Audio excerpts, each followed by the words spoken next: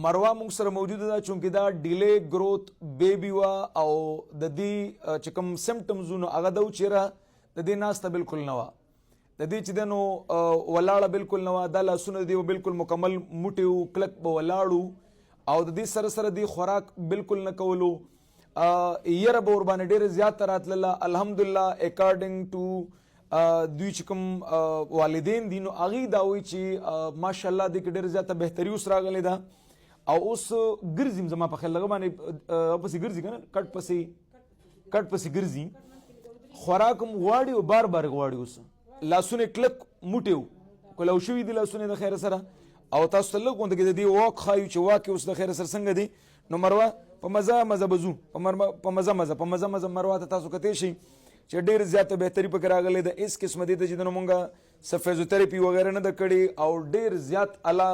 بهتري ورکې راغلی ده مونږ اکثر دا خبره کوو چې هومیوپیتي واحد هغه علاج دی چې دا تاسو د فیزیوتراپي سره سره وکړئ نو ستاسو د ماشوم کو چېرې دماغ واړه دي هغه ټیک کېدلی شي هغه ماشوم چې هغه سټ نشي ټینګولی هغه به سټ ټینګوي لکه څنګه تاسو دې ته کتلی شي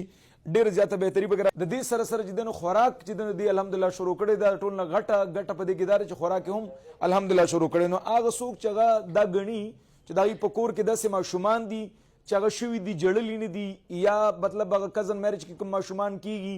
اکثر هغې کې ډیلی گروث بیبي ډي جي بي چې ورته ویلی کېږي ډي ایم ډي کم پیشنټ دي سی پی کې کم پیشنټ دي الحمدلله هومیوپیتي کې د داسې قسمه بیمارانو ډېر بهترین طریقې سره علاج کېدلی شي خو که چېرته تاسو ورته ټایم ورکړو ځکه چې تاسو په کلونو فیزیوتراپي له ټایم ورکړی دی ایلوپیتھک ټریټمنټ له ټایم ورکړی دی نو دې له به هم داسې ټایم ورکوي نو الله به چې دی نو ستاسو بیمار ټیک کېږي نو هغه څوک چې هغه دا وایي زما په کور کې یو معذوره ماشوم دی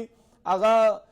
خولې نه لاړې به انتها ډېرې زیاتې بهیږي هغه سټ نشي ټینګولی هغه کېناستلی نشي هغه ودرېدلی نشي هغه ګرځېدلی نشي هغه منډې نشي واللی هغه خبرې نشي کولی یا